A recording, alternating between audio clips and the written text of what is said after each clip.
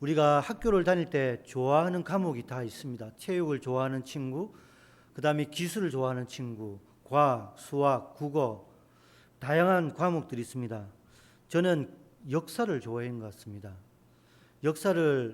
역사와 관련된 드라마, 역사와 관련된 프로그램, 다큐멘터리 이런 것들을 많이 봤습니다. 오늘 역사 이야기를 한번 해보겠습니다.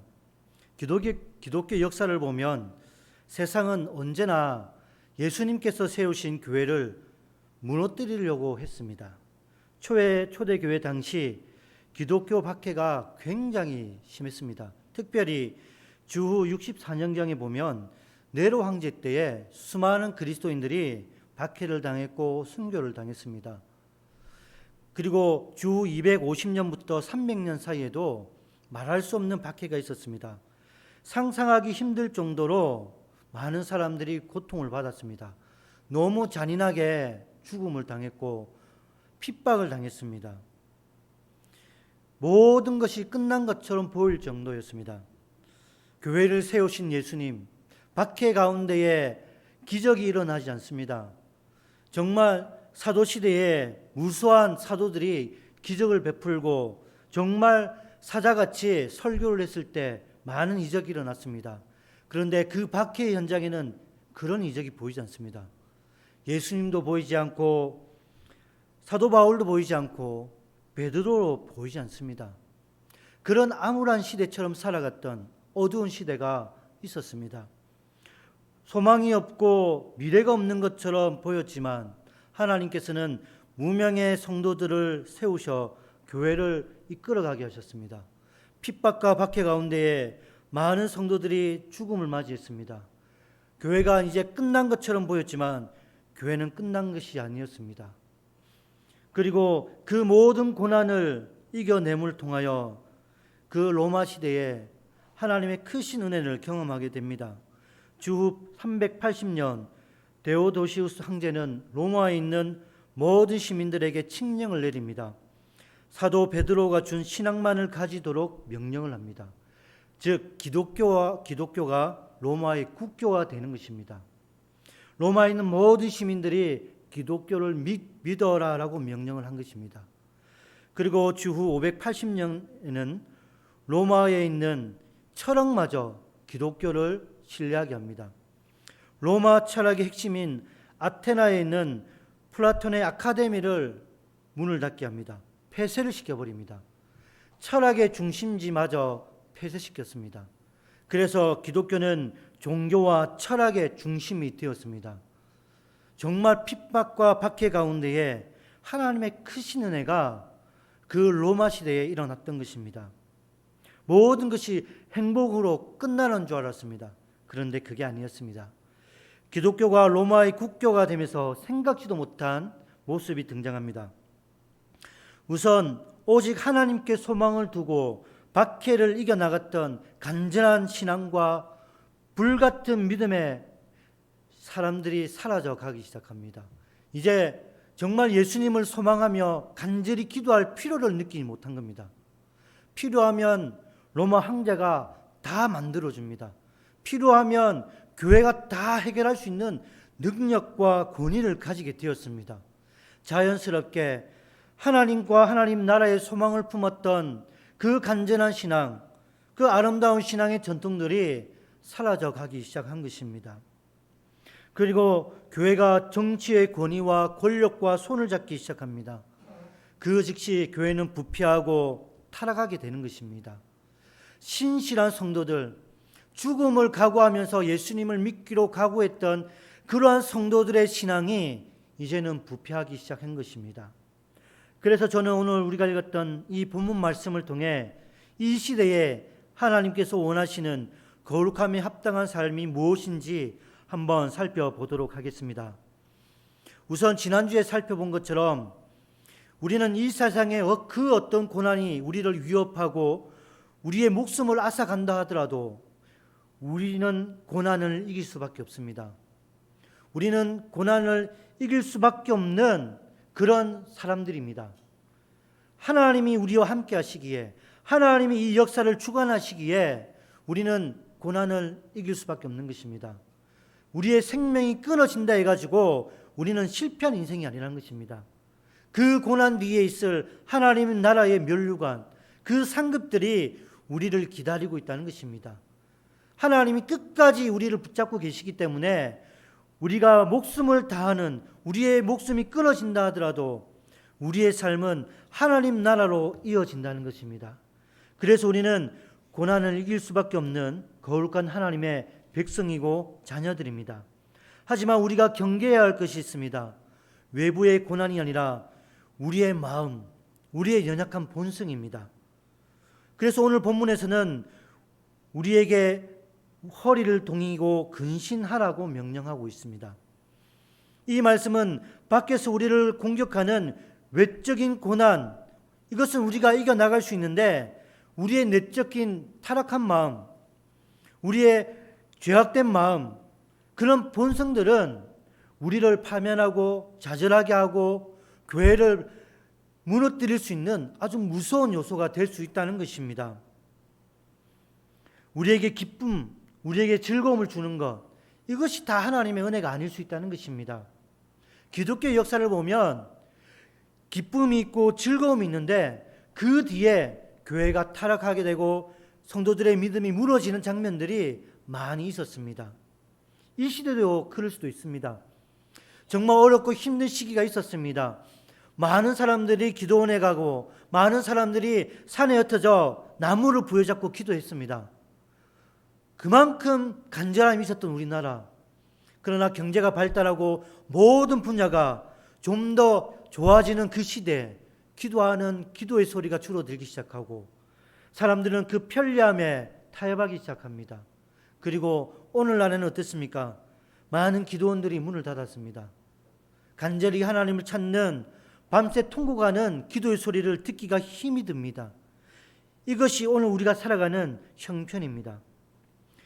마음을 굳게 잡고 근신하는 믿음의 소유, 하나님 앞에 고통을 아뢰며 가슴을 치며 아파하는 성도, 그러한 삶을 찾아보기가 힘이 든 것입니다.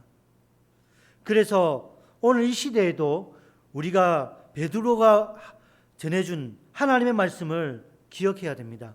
베드로는 본문 4장 7절 말씀을 통해 그리고 5장 8절에서 나와 있는 것처럼 근신하여 기도하랍니다.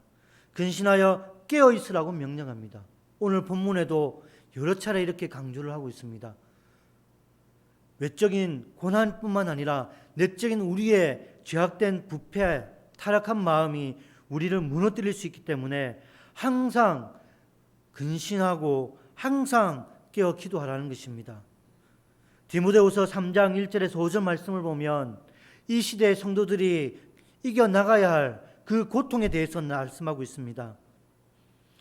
자기를 사랑하는 것, 돈을 사랑하는 것, 자기를 자랑하는 것, 교만하고 비방하고 부모를 거역하며 감사함이 없고 거룩함이 없고 무정하며 원통함을 풀지 않습니다.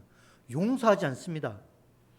서로를 모함하고 절제하지 못하고 사나우며 산한 것을 좋아하지 않는 시대, 배신하며 조급하며 자만하며 쾌락을 사랑하는 것, 그리고 하나님보다 남을 더 다른 것들 더 사랑하는 것, 우상을 숭배하는 것, 정말 예배하고 경건하는 모습은 있지만 그 안에 그 능력을 상실한 그 시대가 지금 이 시대입니다. 제가 말씀을 준비하면서 이 구절을 보며 과연 내가 피할 수 있는 이 제약된 마음이 있을까라고 생각해 봅니다. 제 자신을 돌아봤을 때 걸리는 것들이 너무 많이 있었습니다. 저 용서를 잘 못합니다. 돈 좋아합니다. 절제를 잘 못합니다. 사납습니다. 제 모습을 보는 것 같았습니다. 이것이 이 시대를 살아가는 성도들의 고통입니다.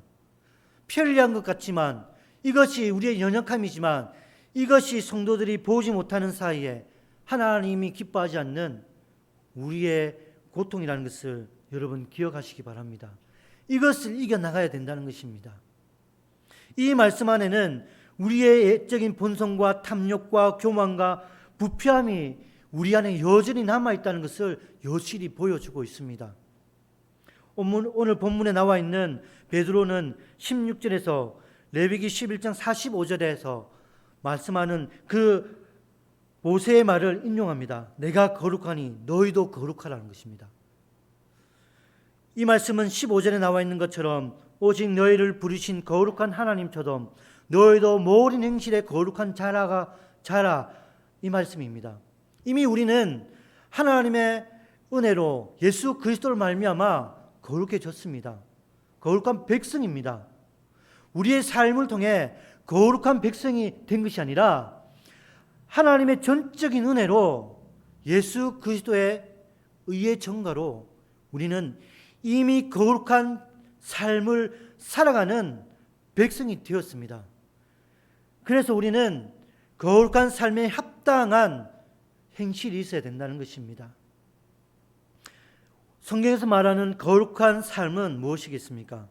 성경을 거룩하게 들고 다니는 것, 거룩하게 읽고 거룩하게 기도하는 것, 이런 외적인 모습 그럴 수 있습니다.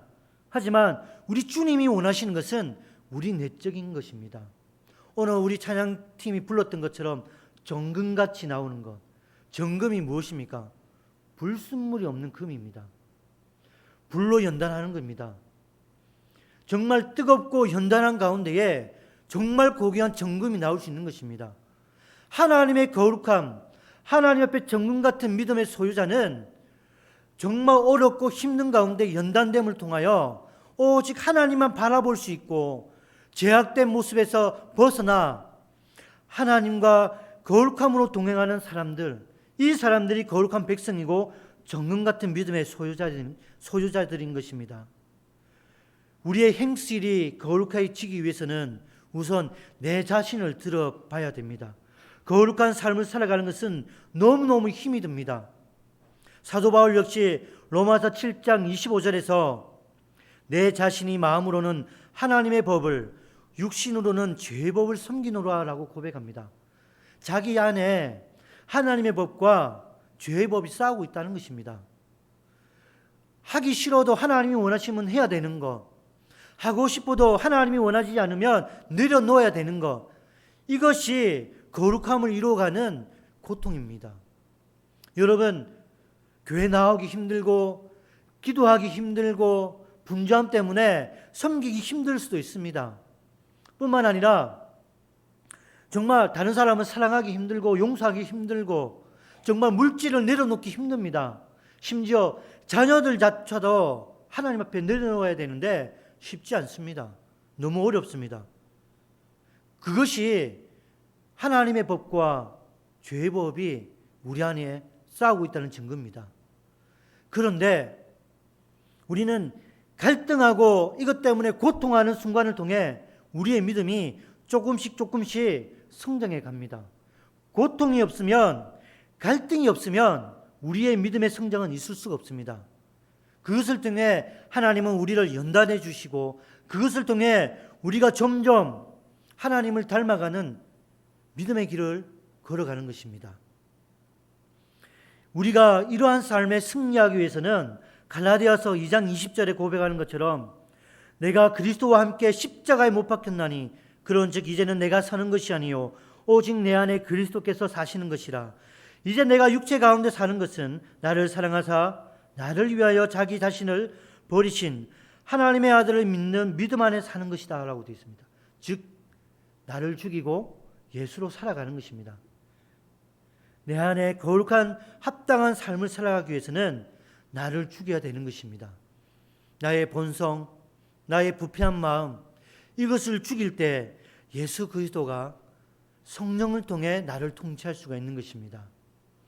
성령은 이미 우리 안에 내주하고 계십니다. 그러나 내 안의 본성이 나의 주인 노릇할 때 성령께서 말씀하시는 그 음성을 듣지 못합니다. 성령께서 우리를 이끌어 가시는 인도하심을 우리는 제대로 순종하지 못하게 되는 것입니다.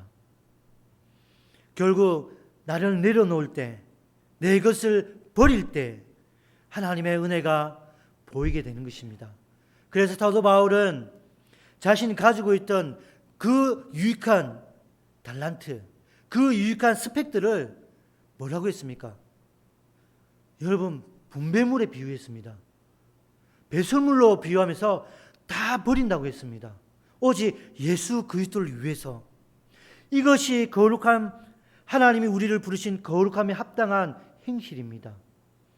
하나님이 원하신다면, 하나님이 기뻐하신다면 내 것을 기꺼이 내려놓을 수 있는 것, 그러나 하나님이 원하신다면 내가 하기 싫어도 기꺼이 감사함으로 순종하는 것, 이것이 거룩함입니다. 하나님이 그토록 싫어하는 것, 교만과 죄, 불순종, 여러분, 이것 때문에 우리는 괴로워할 수 있어야 됩니다. 내 죄악을 바라보면서 아무런 감정도 없고 아무런 마음의 회의도 느끼지 못하면 우리는 정말 무서운 사람이 될 수 있습니다. 성령과 우리 주님은 항상 우리의 이런 죄악된 모습, 부패한 모습을 통해 탄식한다고 했습니다. 우리 하나님은 우리의 이런 타협하고 교만한 모습 때문에 탄식하고 계신데, 우리는 아무렇지도 않게 살아간다면 우리는 이미 교만에 빠져 있는 것입니다. 한 사람을 소개하려고 합니다. 사진을 한번 보여드릴게요. 혹시 이분이 누군지 아십니까? 나이 드신 분은 알 수가 있습니다. 모르십니까? 바로 하덕규 목사님이십니다. 옛날에 1980년 포크 음악의 선두주자였던 시인과 촌장의 멤버였습니다. 이분은 가시나무라는 이 가요로 굉장히 유명합니다. 젊은 분들은 이 가시나무 하면 가수 조성모가 불렀다 해가지고 조성모가 지었던 노래라고 생각합니다. 하지만 이 가시나무는 이분이 지은 노래입니다. 이분이 가수 생활하면서 마약에 중독되었습니다. 그러다가 예수님을 믿게 되었는데, 예수님을 믿게 된 이유로 정말 새로운 인생을 살려고 합니다. 기쁘고 즐겁습니다. 구원의 기쁨으로 날마다 살아가는데 그게 쉽지 않았습니다. 기쁨은 있는데 거룩한 삶으로 살아가는 것이 잘 안 되는 것입니다. 예수님을 영접하고 새로운 삶을 살기로 다짐했지만 여전히 자기 자신 안에 있는 이기심과 겉으로 드러나는 이 죄악, 그리고 세상적으로 법적으로는 죄를 짓지 않았지만 그 마음속으로 지었던 이 죄악된 마음 때문에 도저히 견딜 수 없었다고 합니다. 너무너무 힘이 들었다고 합니다. 하나님께서 나의 죄악된 마음을 바라볼 수 있도록 빛을 비추어 주셨다라고 고백하면서 이 노래를 지었다고 합니다. 그리고 이 가시나무는 10분 만에 다 만들어졌다고 합니다. 수많은 사람들에게, 그리고 가수들을 통해 널리 알려진 가사입니다. 이 가사를 보면 이 한 사람, 예수님의 이름으로 살아가는 그 한 사람의 고뇌가 그대로 담겨져 있습니다. 내 속에 내가 너무도 많아서 당신의 쉴 곳 없다. 내 속에 헛된 바램들로 당신의 편할 곳 없네. 내 속에 내가 어쩔 수 없는 당신의 쉴 자리를 뺏고, 내 속엔 내가 이길 수 없는 슬픔, 무성한 가시나무 숲 같네. 바람만 불면 그 메마른 가지 서로 부내끼며 울어대고. 시간 관계상 여러분 나중에 한번 찾아보시기 바랍니다. 이 가사를 보면 한 사람이 그리스도로 살아가기에 몸부림치는 그런 아픔을 찾아볼 수가 있었습니다. 그 고뇌하며 자기 자신의 제약된 마음을 보며 밤을 지새며 가슴을 치며 아파합니다. 그러다가 가시 면류관 쓰신 그 예수님을 묵상하며 그 예수님의 소망을 품고 그 모든 것들을 떨치고 이겨냅니다.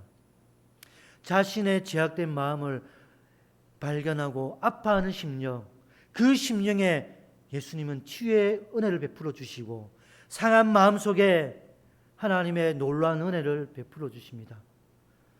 우리 하나님이 원하시는 마음은 교만한 마음이 아니라 상한 심령의 마음이 되어 있습니다. 교만한 마음이 아니라 제약된 마음을 탄식하며 가슴을 치며 울며 하나님 앞에 자복하는 그 한 사람 한 사람의 기도를 하나님 듣고 만져주시고 다듬어 주시고 이끌어 주시는 것입니다. 이것이 거룩한 성도의 모습이 되어야 됩니다. 회개하지 않고 제약된 모습을 발견하며 떳떳하게 살아가는 그런 삶이 아닙니다. 우리가 잘 알고 있는 이스라엘 사람들, 이스라엘 민족의 멸망 너무나 잘 알고 있습니다. 우리가 겉으로는 이 이스라엘 민족이 아수르와 바벨론의 멸망을 당했다고 배웁니다. 그러나 그 내용을 실제로 바라보면 외적인 강대국에 의해서 멸망을 당한 것이 아니었습니다. 그들의 죄악과 부패함 때문에 멸망을 당했습니다. 출애굽을 한 이스라엘, 그들은 머지않아 조금만 길을 가면 원망하고 불평한 인생이 됩니다. 출애굽을 할 때는 너무나 기뻐하고 감사했습니다. 여호와 하나님을 찬양합니다. 그러나 그들이 홍해 앞에 섰을 때는 원망하고 불평합니다. 뒤쫓아오는 그 애굽의 군대, 그 공포스러운 말병거 소리를 듣고 하나님을 원망합니다. 불평합니다. 이거는 원망의 기도입니다. 그러나 그 어려움과 고난 가운데 하나님은 저들에게 구원의 은혜를 베풀어 주십니다. 그리고 광야로 나아갑니다. 광야는 어떻습니까? 목마르다 원망합니다. 배고프다 원망합니다. 고기가 먹고 싶어 원망합니다. 그들의 인생은 원망의 인생이었습니다. 원망하며 기도하는 그 인생에 하나님은 다시 한번 은혜를 베풀어 주십니다. 그들이 필요한 것들을 공급해 주십니다. 비록 한 세대가 지나갔지만 하나님의 마음에 합당한 사람들, 하나님은 그들에게 하나님의 약속을 베풀어 주시고 그 언약의 땅은 가나안 땅을 허락해 주십니다. 그리고 이스라엘은 가나안 땅에 입성하고 정착을 하게 됩니다. 그러나 모든 것이 은혜처럼 보였지만 여기에서 문제가 생깁니다. 이들은 하나님의 명령에 불순종하게 되었고 타락하고 부패한 인생을 살아갑니다. 우상을 숭배하게 됩니다. 하나님께서는 선지자를 통하여 저들에게 무수히 경고하고 돌이키라고 말씀합니다. 그러나 그들은 돌이키지 않습니다. 끝내는 하나님께서 저들에게 징계를 결심하시고 부패하고 타락한 민족에게 멸망을 당하게 하셨습니다. 이것이 이스라엘이었습니다. 하나님은 저들을 택하실 때 하나님의 거룩한 백성이라고 삼으셨습니다. 나의 거룩한 백성 이스라엘. 그러나 그들은 거룩한 백성에 합당한 삶을 살아가지 않았습니다.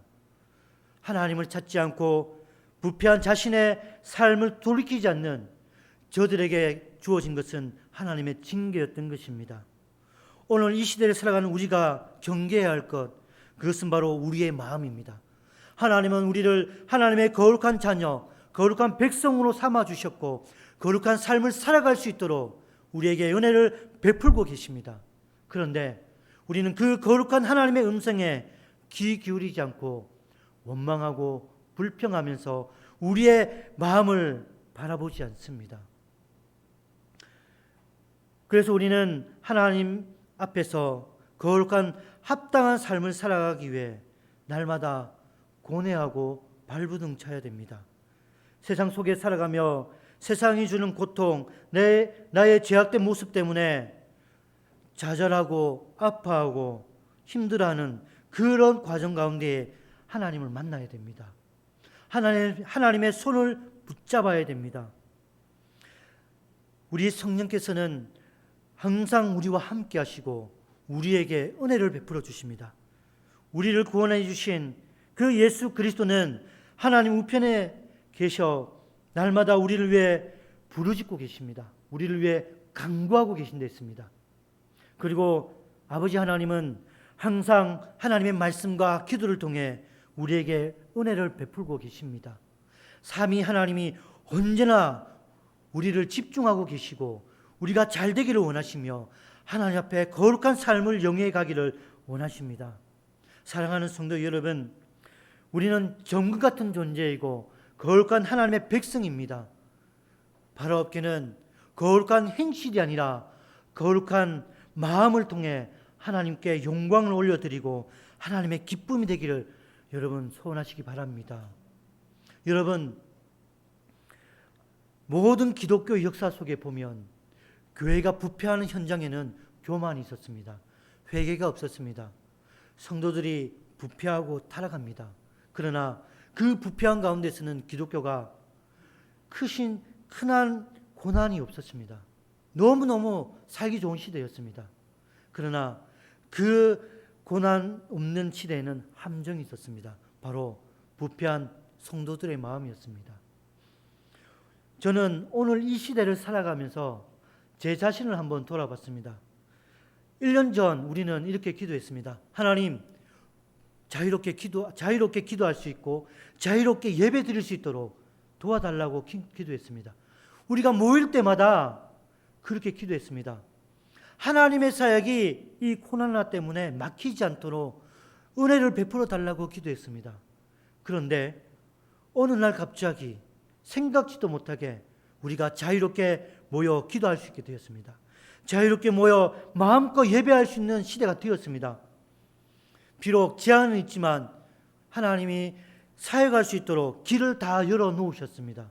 그런데 우리의 기도를 응답해 주신 그 하나님은 우리에게 모든 것들을 베풀어 주셨던데 정작 우리는 게으름과 나태함과 두려움과 세상과 타협하는 그런 마음과 그리고 주위의 사람들의 눈치와 지금까지 지내왔던 안일한 마음 때문에 정말 우리의 신앙이 간절하게 하나님을 찾고 있는지, 정말 순결한 신앙으로 하나님을 바라보고 있는지 한번 생각해 보시기 바랍니다.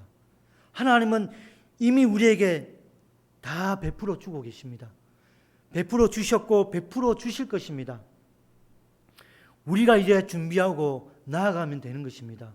원망이 아니라 불평이 아니라 모든 현상 위에 통치하시고 지배하시고 인도하시는 그 하나님을 바라보며 언제나 우리 자신이 마음속으로 거룩한 삶으로 살아가기 위해 날마다 발버둥치며 정직한 삶을 살아가기 위해 하나님께 기도하는 그런 저와 여러분이 되기를 간절히 소원합니다.